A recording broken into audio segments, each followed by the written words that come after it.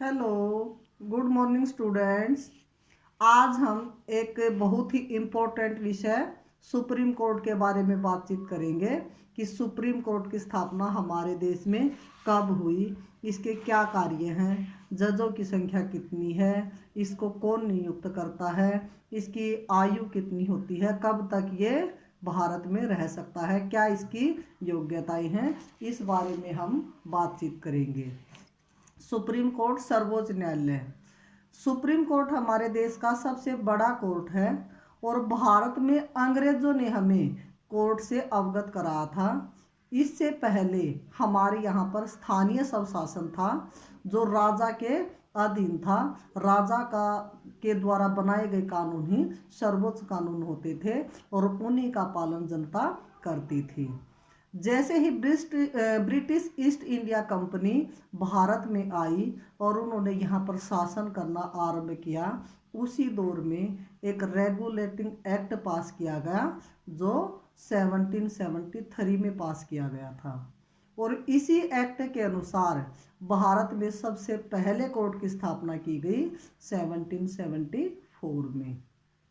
और ये भारत में बनने वाला सबसे पहला कोर्ट था जो कलकत्ता के अंदर ही बनाया गया था। कलकत्ता के अंदर क्यों बनाया गया?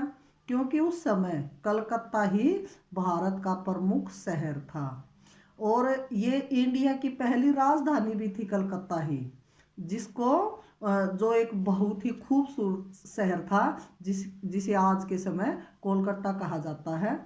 और कोलकाता के बाद 1911 में जब दिल्ली दरबार लगा तो उस समय जॉर्ज पंचम रानी मैरी के साथ भारत आए और उन्होंने उस समय ये घोषणा की कि अब के बाद भारत की राजधानी कलकत्ता से दिल्ली बना दी गई है और उसके बाद नई दिल्ली बसाई गई।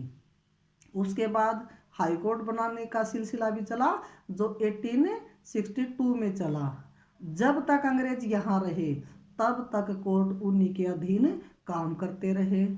1935 में भारत में शासन अधिनियम बना था। उसके ठीक 2 साल बाद 1937 में एक कोर्ट बनाया अंग्रेजों ने जिसको फेडरल कोर्ट का नाम दिया गया। जो हमारा सुप्रीम कोर्ट है वो लगभग फेडरल कोर्ट के अनुसार ही बनाया गया है।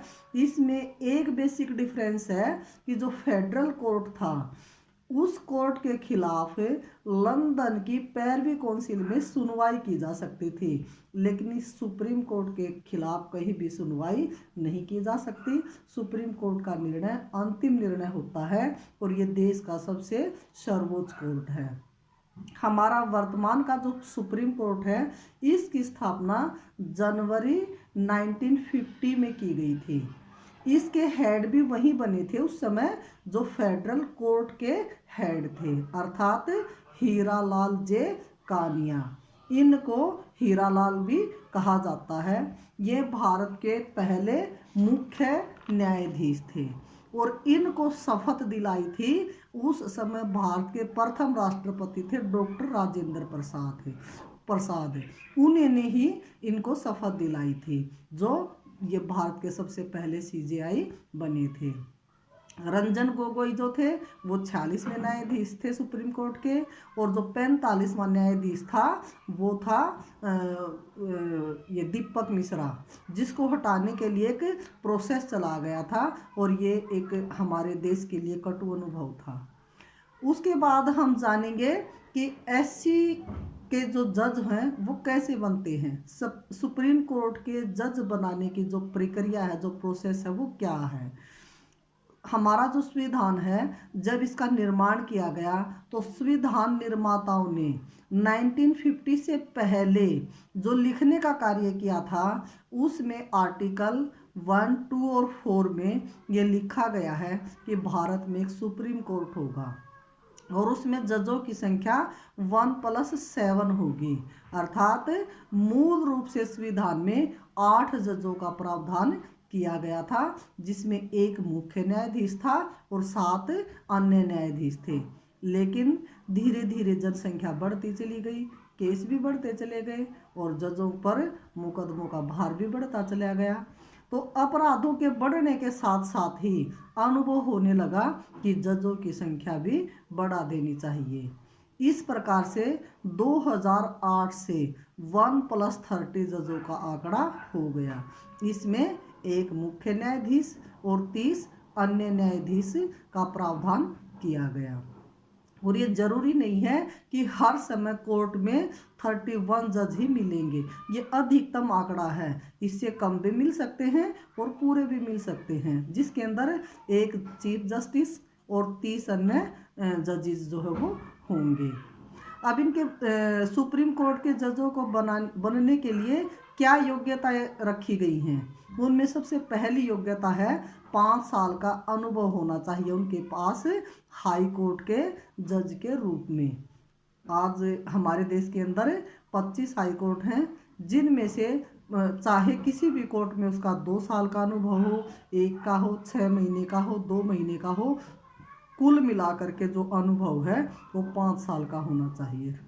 या 10 साल का अनुभव हो उसका वकील के रूप में हाई कोर्ट के रूप में। हाई कोर्ट के अंदर किसी भी हाई कोर्ट में वो 10 साल तक वकील के रूप में रह चुका हो। या फिर राष्ट्रपति की नज़र में वो कानून का अच्छा ज्ञाता हो। लेकिन 1950 से लेकर के आज तक ऐसा कोई भी सुप्रीम कोर्ट में वकील जज के रूप में नहीं गया है जो राष्ट्रपति की नज़र में कानून का ज्ञाता हो। 90% केसेस ऐसे होते हैं जो 5 साल के हाई कोर्ट में अनुभव के आधार पर ही सुप्रीम कोर्ट में जाते हैं। आज तक केवल 8 जज ही ऐसे हैं जो 10 साल के हाई कोर्ट में कानून वकील के रूप में रह चुके हैं। ये आंकड़ा 2019 तक का है। 2017-18 के अनुसार जो इंदु मल्होत्रा थी वो एकमात्र ऐसी महिला थी जो 1+30 में बैठी हुई थी और जो 8 में शामिल है, जो 8 संख्या मैंने ऊपर जजेस के अंदर बताई है। उसके बाद 10 सुप्रीम कोर्ट में आज तक कुल 8 महिलाएं ही पहुंची हैं, जिसमें सबसे पहली महिला थी मीरा साहिब फातिमा बीबी, जो 1989 में वकील बनी थी, ये जज बनी थी, जो मुस्लिम महिला थी, प्रथम मुस्लिम महिला। उसके बाद है इंदु मल्होत्रा, इंदिरा बनर्जी और आर भानुमति। ये 2019 में भी तीनों इकट्ठी हैं सुप्रीम कोर्ट के अंदर। जो भानुमति जी है वो सबसे पहली दलित महिला है जो सुप्रीम कोर्ट में एज ए जज के रूप में कार्य करती हैं। इसके बाद हम जानेंगे कि सुप्रीम कोर्ट के जजेस की जो सैलरी है वो कितनी है और कहाँ से दी जाती है, कौन इनकी सैलरी प्रोवाइड करता है।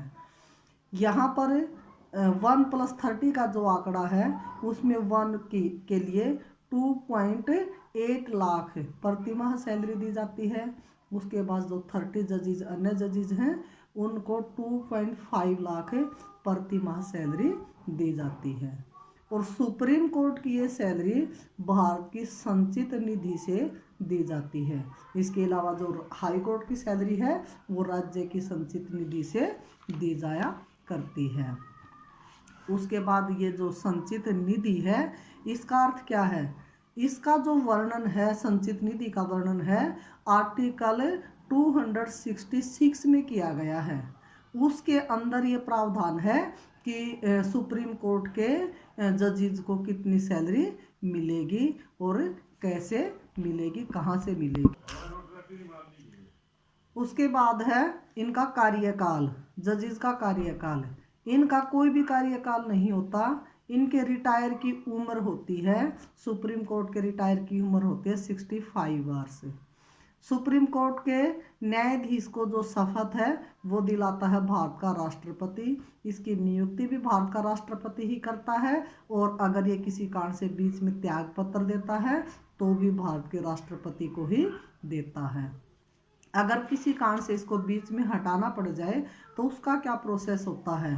पहले राष्ट्रपति मंत्रिपरिषद की सलाह से किसी को भी CJI बना सकता था जो उसे अच्छा लगे। ये प्रोसेस 1950 से लेकर के और 1993 तक चलता रहा। लेकिन 1993 में एक परिवर्तन हुआ और एक नई व्यवस्था को बढ़ावा दिया गया। उस व्यवस्था का नाम था कॉलेजियम। कॉलेजियम का अर्थ है एक एडवाइजरी ग्रुप होगा जिससे आप सलाह ले सकते हैं। और 1993 में एक कानून बना कि राष्ट्रपति सिर्फ अपनी सलाह से ही किसी भी सीजेआई को नहीं बना सकता। उसके लिए ग्रुप बनाएगा जिसके अंदर 4 सदस्य होंगे, सुप्रीम कोर्ट से होंगे। ये चारों सदस्य में सलाह देंगे राष्ट्रपति को कि किसको सुप्रीम कोर्ट का अगला सीजेआई बनाना है। उनमें से जो वरिष्ठतम होगा वही सीजेआई बनेगा। ये परंपरा 1993 से शुरू होकर के और 1995 तक चलती रही। लेकिन 1995 में राष्ट्रपति ने जज से सलाह ली कि क्या जो जज सलाह देंगे, चाहे वे नाम मुझे पसंद ना हो या मुझे लगता हो कि वो कार्य सही तरह से नहीं कर पाएंगे, तो ऐसी अवस्था में क्या होगा? क्या मुझे उनकी सलाह के अनुसार ही सीजेआई को बनाना पड़ेगा? तो ऐसी अवस्था में आर्टिकल 143 के अनुसार ये प्रावधान है कि भारत का राष्ट्रपति उस नाम को पुनः विचार के लिए कॉलेजियम के पास भेज देगा और कॉलेजियम दोबारा से उस प्रक्रिया को देखेगा। अगर फिर भी वे उसी का नाम लेते हैं तो अब राष्ट्रपति को उसे शपथ दिलाने के लिए बाध्य होना पड़ेगा। अब वो अपनी मर्जी से उसको हटा नहीं सकता है या उसको किसी भी ऐसे अधिकार से वंचित नहीं कर सकता है। अब राष्ट्रपति बाध्य हो जाता है कि उसी को सीजेआई बनाया जाए। Thank you. आपसे मेरा निवेदन है कि आपको अगर मेरी वीडियो अच्छी लगी हो तो लाइक और सब्सक्राइब ज़रूर कीजिए।